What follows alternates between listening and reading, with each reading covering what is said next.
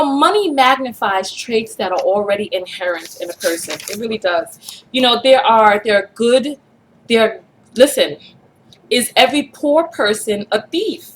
No. Is every poor person out there trying to get you or harm you? No. It's like there are good poor people and there are bad poor people. Just like there are good rich people and there are bad rich people. So it's like, you know, when it comes to stimulants like alcohol, drugs, power, or whatnot, these things really bring out a part of you that lay dormant. And it may just really only exacerbate something that was already there. It's like a person who becomes a cruel rich person was probably a cruel poor person. It's not like they were like, oh, I'm the happiest person ever. Let me get more money. And now I'm going to become a horrible, horrible person. I mean, if you think about it, there's some horror. Look at Chicago. There's some horrible, horrible people who are impoverished. You know, so it's like, you know, just like with alcohol, there's some happy drunks and there are some violent drunks. It's like the alcohol brings out something that was already there to begin with, you know, helps them get to the point that they need to be. Otherwise, why are they really drinking? You know, it's like they're drinking to get away from some problems that only exacerbates. Then they start getting drunk and they start beating people up. This is something that was already inside of them. So if you have a person who is getting on some sort of substances and changing into a quote-unquote different person, please believe it. That's not a quote-unquote different person. That's just a different part of that person. Get out. So anyway, listen. Let's talk about the competition. And I want to do a little diagram for you all. Can you see? Can you see? Okay. All right. Okay. So here's a man. Here's a man. Oh. You know what? I'm going to get a big paper.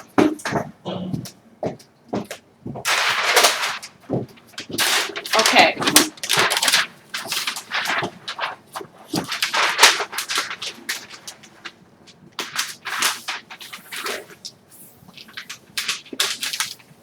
Okay. So here we go. All right. All right. So, can you see my face? All right, here we go. All right. So this is a man.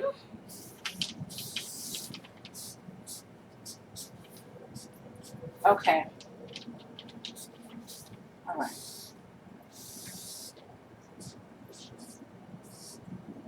Okay, and these are his little sperm.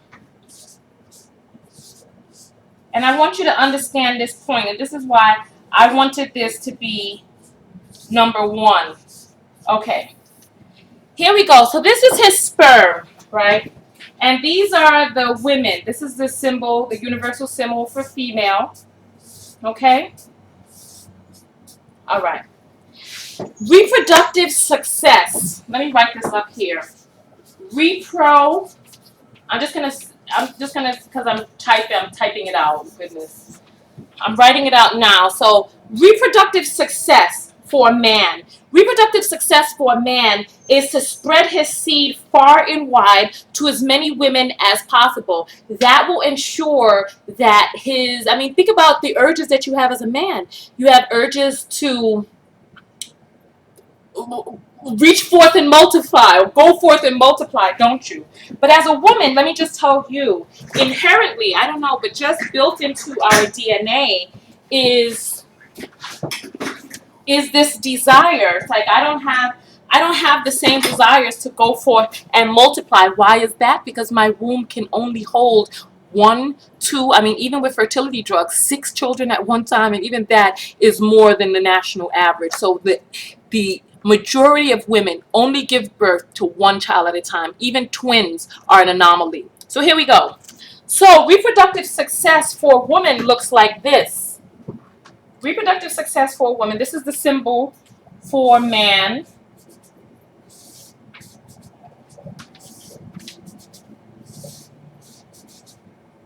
Okay, so that's the symbol for man. And this is reproductive success for a woman, because this is her one little egg down there, right? That's her one little egg. And so this is the woman right here with her little skirt on and her happiness and her little legs. Okay, so reproductive success for a woman is to find the best man for her one egg. So and I want you and I want you. Oh goodness. Okay, listen. Please hear me when I say this. If, and this is why I wanted this to be number one, if you don't hear anything else that I've ever said, please hear this. Okay. When I walk out in the street, even, listen, even if I open up the windows right now and people saw me from, men saw me from the outside, there'd be a number of men who would want to get at me, right? So let's talk about this. The world is full of a lot of different men out there, and believe me, oh my God, there are some, and I know there are a lot of great men out there. There really are. There are a lot of great men. But I cannot be with every man. You know, it's like, even as I was leaving the club, and I was like, I wanted to just go around and hug everybody so that they could, you know, nestle onto my bosom and find just a little bit of comfort, you know, before I left. But believe me, and that's just on my bosom, but believe me, I have a vagina. Oh, you know, I have a vagina.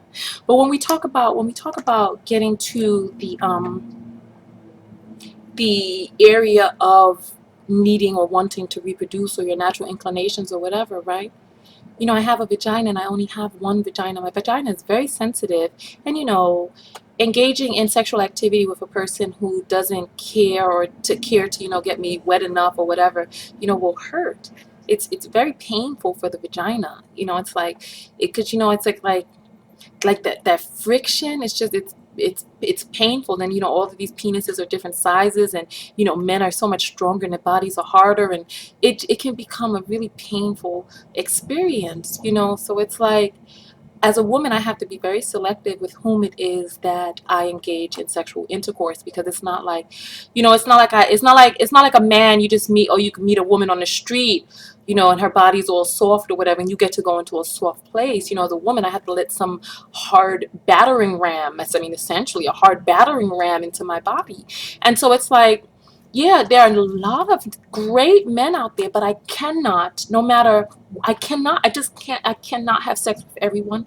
I cannot date everyone. So how do I make the decision of who it is that I'm going to date? There has to be a filtration process. There has to be a way to narrow it down. And you know what? We talked about this from the documentary, The Science of Attraction, and how do people know how attracted they are? And they know how attracted they are by what it is that they're able to get. You know, what it is that you're able to attract, what it is that you're able to bring in. You know your own, you know, attractiveness based on what it is that you attract. Listen to how just put it simply. You know, so it's like, as a woman, I have to narrow down, because when I go out there, believe me, there are going to be delivery men who are going to want to get at me. They're going to be cab drivers, police officers, firemen, drug dealers, businessmen, business owners, people who are out of a job, people who can't find a job, people who make jobs. There are going to be a lot of different types of men who are going to be interested in me, but which man will I get with? And remember, like I said, money exacerbates, or it only amplifies traits that were already there. So believe me, there are some amazing, wonderful men who are rich, as well as there are some amazing, wonderful men who are poor. So when I start thinking about the type of life that I want, and what it is that I'm bringing to the table, and what it is that I can get as a woman, do I settle on a life where I won't be able to, I mean, these are real cultured pearls, honey. This is not no costume jewelry, baby. This dress, I mean, you like the way this dress look? You like the way it looks? So yeah, I don't even want to tell you how much this dress cost. So it's like, do I choose a life where I'm not going to be able to have the things that I could have on my own? Because when you get into a relationship, and we're going to talk about that in number one. So yeah, so I'm glad number one is number one, because I really wanted this to be number one. So when we talk about you know, narrowing it down, who are going to be the men that, I mean, they're going to be men who are going to have, you know, money, personality, goals, humor, education, And the list goes on and on. So for each woman, she's going to have to find the best that she can get. This is why it's so important for women to be attractive. I mean, women love to be attractive. And part of the reason they love to be attractive is because they will attract. And once they attract in, then they narrow it down from there. You know, so, and it's like, you know what? And I wanted to, I want to state this just for the record. Because you know what? Too many of the men who are talking about, you know, how dare these women, you know, want to have a man with money, and how dare they this, they're gold diggers, and they're this, that, and the other, right? The women that they're talking about, it's like they want these pretty women who have options and have choices, because there are plenty of really nice women who are maybe obese, disabled, severely underweight. You know, there are plenty of women out there. I mean, women who have no charisma, women who have lack of education, all this, that, and the other. Have plenty available. They're available, but it's like, you know, but it's like these men are looking at the best themselves, wondering, oh, why can't I have the best? Why does the best want the best that she can get? So it's like, here you are. You want the best, but you're upset with her for also wanting the best for her. So yeah, so it's like, I don't feel sorry for you all who are talking about, oh, people don't want you because you don't have money. There are plenty of women, believe me, plenty of women out there who date men who don't have money. Plenty of women, but do you want those type of women? There are plenty of, you know what, we're going to talk about that in number one. But yeah, do you want those type of women? Or do you want the type of women who look so pretty and who are, you know, so alluring that other men want? But believe me, if other men want them, you're going to have to be among the chosen from the narrowing down process. And you know what? I want to talk to men in another video about the women men choose, I'm sorry, the men women choose, and what it is that goes into the whole choice process. And yes, money is one of them, because as a woman, I know what type of future I have planned out for myself, and I know what I have planned out for my offspring, and I need somebody who's going to be in line with that. And then here goes number one, and I guess now I'm glad number one is number one, because here we go. Let's talk about this. Let's talk about this. Number one.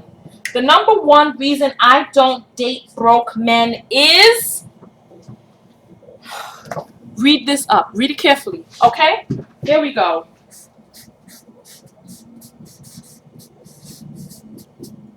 Do you see that? You see that? Do you see my reason? Okay. I have money. That's my number one reason. And there go the top 7 right there. Take notes, honeys. Take notes. Those are my top 7 reasons why I don't date broke men.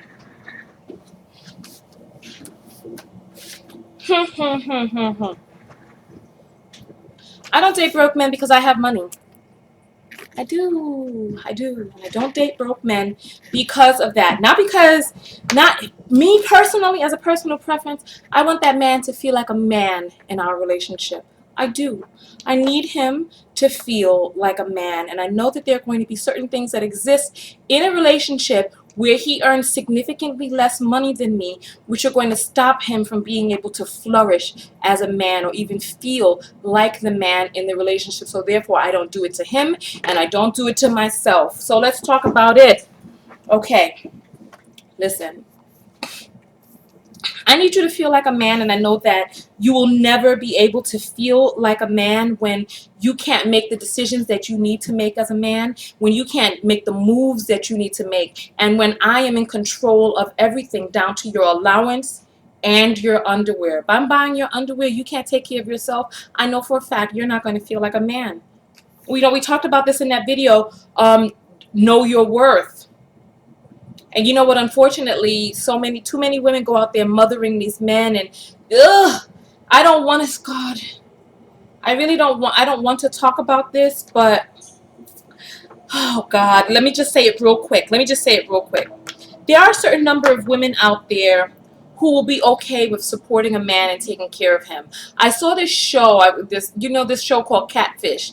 I believe the guy's name was Dorian. He was stuck between being in love with two different women. One of the women had taken him in off the street and he was living with her. The other one was living in some other state somewhere, right?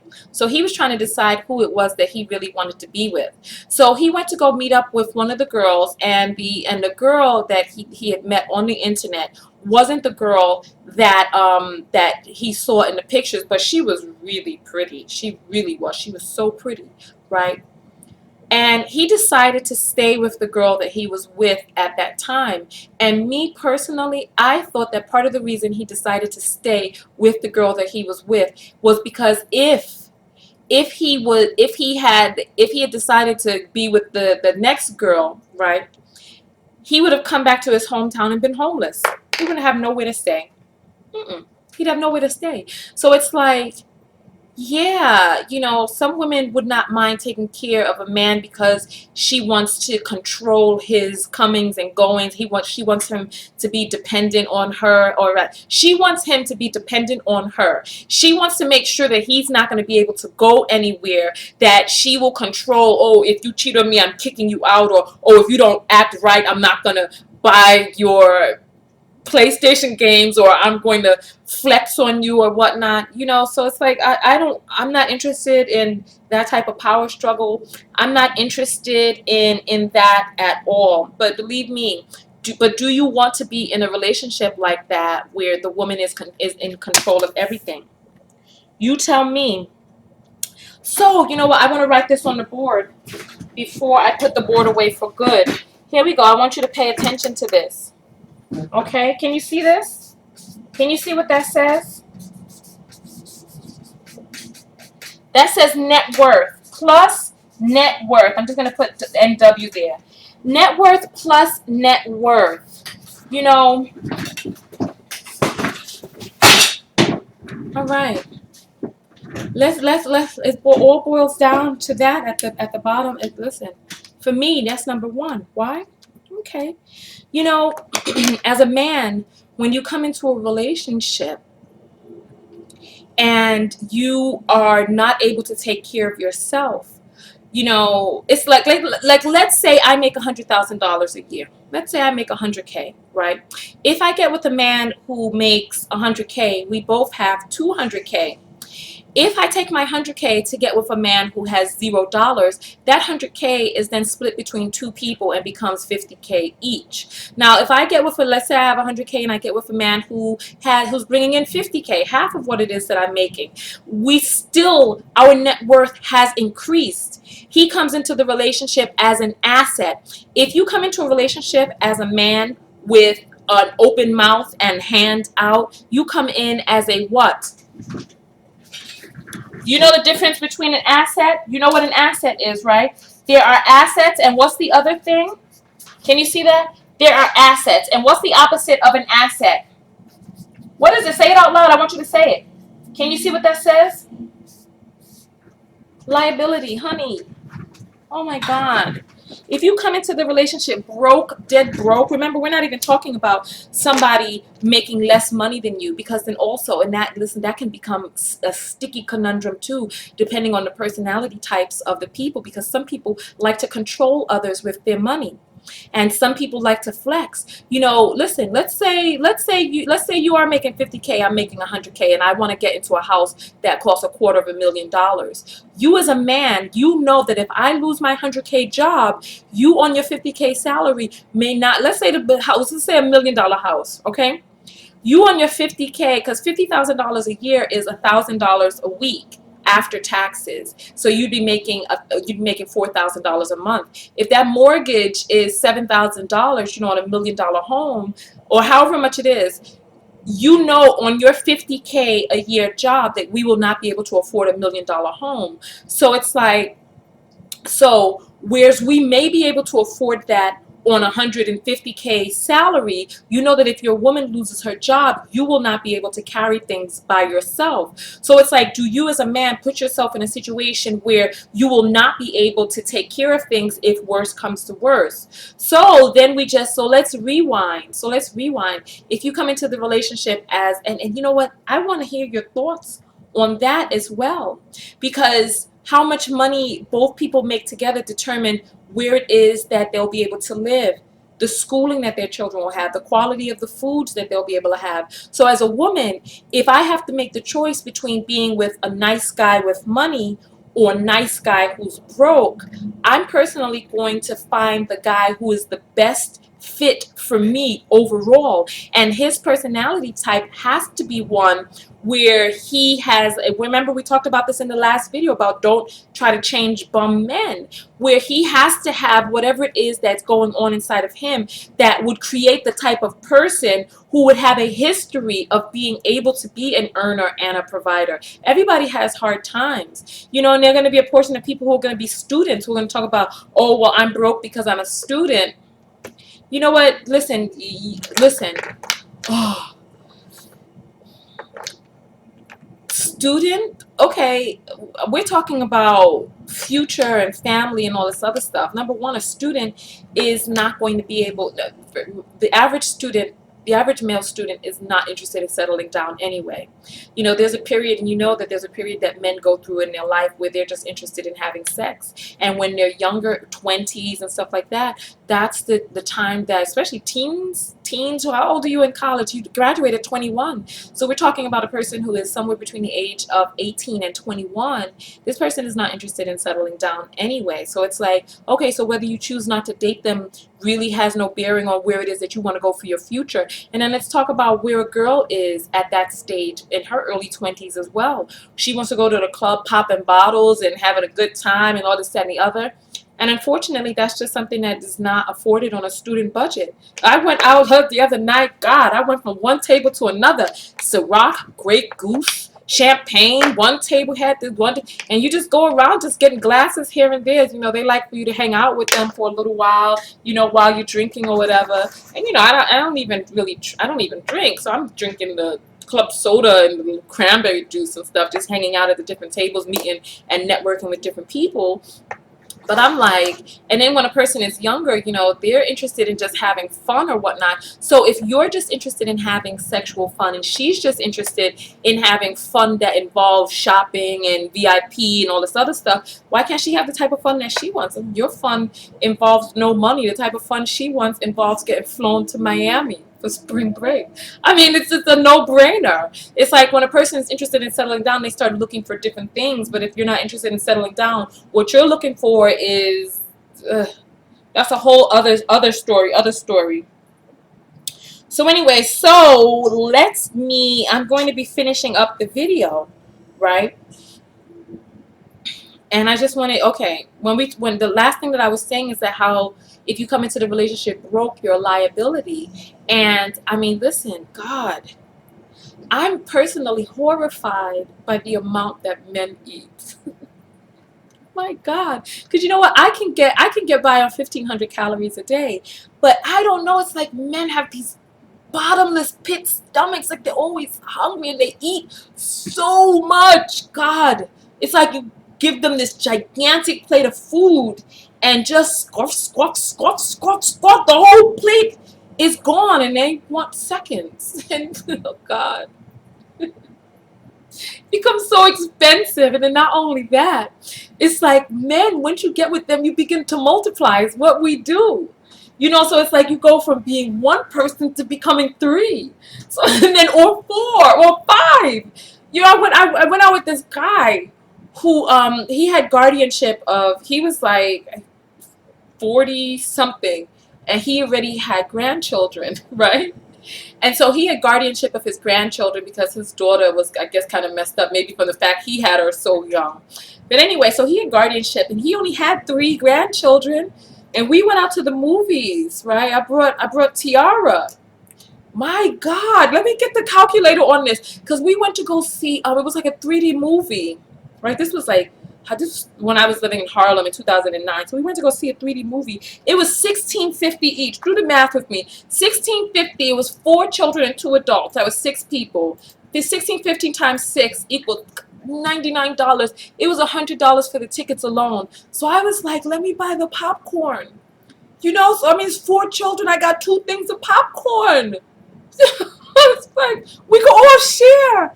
And those children, how they were eating. I was like, how are you putting this food? Then we had to go and get more popcorn and stuff, and I was like, and then they wanted sodas.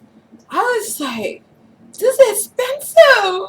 Then we had to eat afterwards. God. I was like, I understand. God. The tickets alone, I mean, can you imagine every time you go to the movies, it being like $100 just for the tickets alone? And then when you start getting popcorn and everything, each one of them popcorn things and then the sodas, it's like almost $10 a child. So you're talking about $160 just to go to the movies. And it's like, you have to have money. You really do, especially once you start multiplying. So that's my whole video. I wasn't expecting this video to be so long, but I hope you enjoyed it. I'd love all your comments below. I know there are going to be a certain amount of people who are going to come out angry talking about gold diggers. We're just doing simple math. It doesn't even, gold digging is when you are interested only in a person for his money, not for who he is as a person. And we're talking about big bucks. We're not talking about $50,000, $100,000 a year. We're talking about big major dollars. You know, people talking about small pimping, you're balling on a budget, talking about just craziness. That's not gold digging, that's just smart. And it's like, you know, in some communities, like women are lambasted, or let me just say, in the African American community, women are lambasted for wanting to be with a man who could provide means for his family.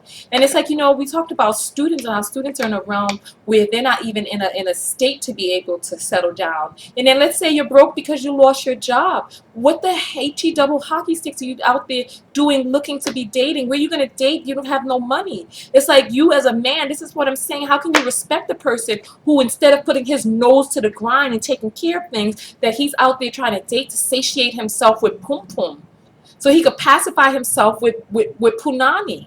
It's like, do your thing, be a man, get out there and go do the things that you need to do so that you could be able to take care of yourself before you start trying to align yourself with some woman and multiplying, because that's what happens when you start sticking penises in vaginas. Do it too much and an accident happens. Then what do? It's like you were out there looking for a relationship and you were in no state to date. Now there's 3 of you. Then the woman is all stressed out, having to take care of all of you, and now she's not feeling feminine. She can't get her vagina wet. You frustrated because you're not getting any sex. She got to buy your underwear. You got some holy drawers, and you're not feeling like a man. And then it's just a recipe for disaster. So it's all of that plus this. Why I don't date broke men. I don't do it. And that was my whole video. Goodness. Whew, that was a lot, right? So make sure you tune in every Monday, which is ManDay, on the Tiny TKO show, where we talk about all things relating to dating and relating from a woman's point of view to my male viewers. So listen, let's hug. Hug me. Hug me. Yes, hug me. Put your head on my soft bosom. Oh, I love you guys. Love, love, love, love, love. I love you all so much. Go out there and love each other, but most importantly, what? Love yourself. Love yourself. And you know what? I promised I was going to read the best response that I got off of Facebook.